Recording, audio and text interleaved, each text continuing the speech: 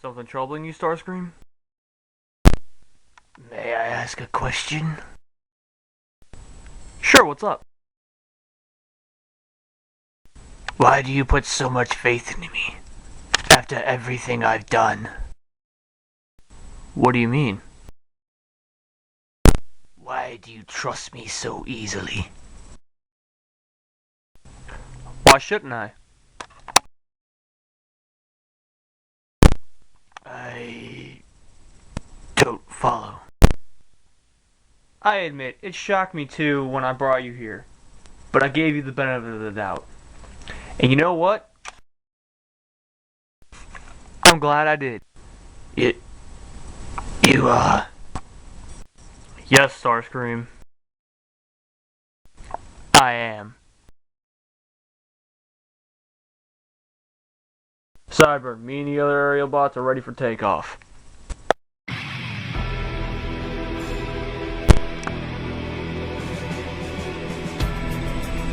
Hey guys, what's up? BC coming back at you guys with yet another Transformers video review, and today we're going to be taking a look at Transformers Generations Combiner Wars Voyager class Silverbolt. Kind of taking a break from the redo reviews for the Deluxe Wave ones to take a look at the compatriots that are of the Voyager scale. So yeah, I figured I might as well start off with Silverbolt, who I honestly feel is the better of the two. There we go. You bastard. Anyways, yeah, the lighting is gonna be a little bit off because like totally it's gonna mess with me.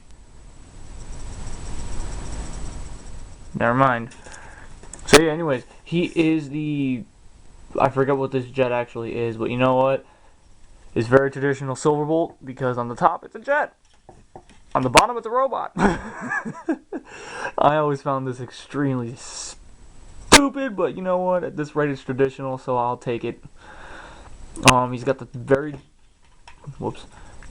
typical combiner gun right here, which I want to make a point here. I know a lot of people are complaining about the fact that the guns, as I pull this thing apart, are too long. If you really stop to think about it, if you had a freaking robot, a combiner robot, with a gun that was about that big,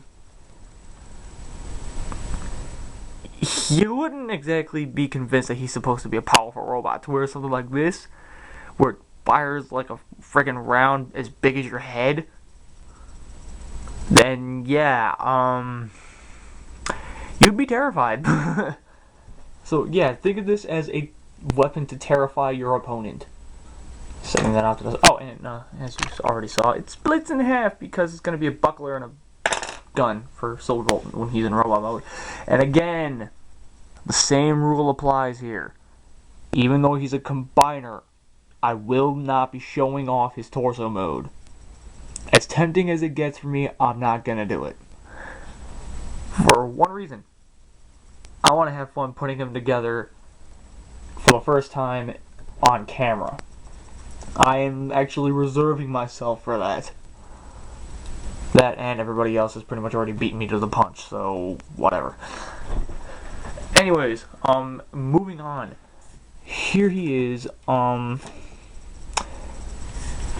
apparently this bends down because the actual jet does that. If you people know why it does that, please do leave a comment, let me know. At any rate, with all that said, let's actually get into the transformation in the robot mode. What we're going to do is we're going to fold that piece in, take this whole piece, kind of break it in half and then fold it up like that. Take these wings, detach them, and then fold them up, and then plug them into the sides of the nose cone.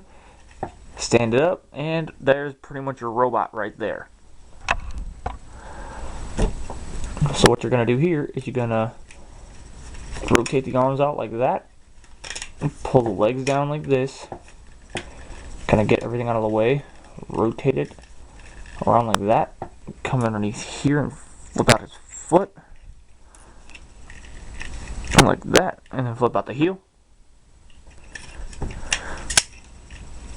You'll do the same thing on the other side. Let's try something different. Is that helping? It is somewhat. Okay. And we can fold that piece behind to cover up the back of the leg. Fucker. There we go.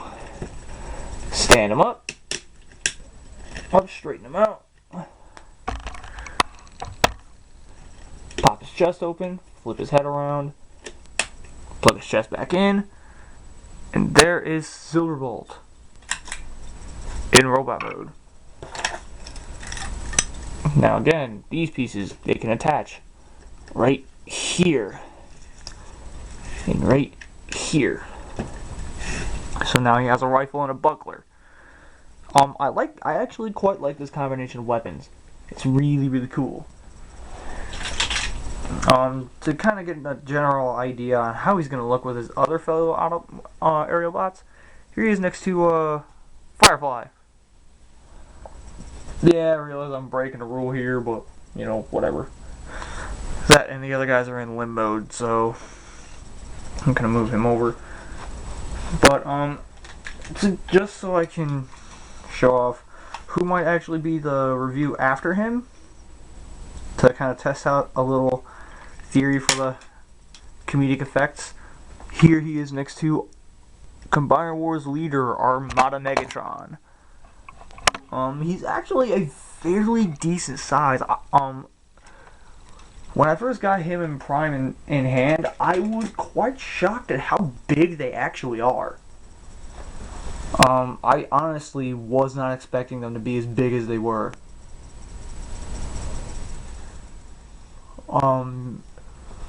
Yeah, again, like, I'm a little lost for words with this figure because he's actually, like, you know, I remember, I liked the Ultra Class version. The Ultra Class version was really cool as well.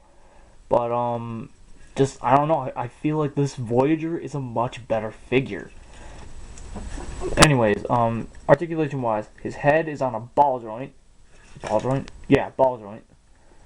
And he's got the proper amount of wiggle-waggle in his neck.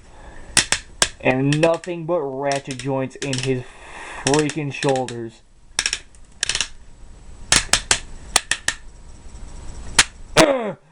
Yeah, I know you guys have missed that. He's got a bicep swivel right there. And weird thing with his elbows is that they have the articulation, but if you straighten his arm out, it locks into place. That is actually for the combine mode to kind of solidify the hips. Ratcheted hips, thigh swivel, double jointed knee, and, you know, the works. So a freaking really well posable figure as well. These Combiner Wars figures are just way better than I expected. I was kind of with like a lot of the people when we first saw these. I thought that, like, you know, I thought that Hasbro was gonna be a typical, we're gonna make these look good but not give you quality. And quality-wise, I'm damn impressed with this. I really am. I really wasn't expecting Silverbolt to be as good as he is. And I mean, you know, like, granted, it took me forever to figure out how the damn combiner head pops out, but, you know, hey, whatever. And, you know, just, I really dig this figure. I don't know why. Like, just, it's not just the fact that he's a combiner, and it's not just due to the fact that this is the perfect Silverbolt update. I don't know, just, there really is something to this figure that just really screams epic to me.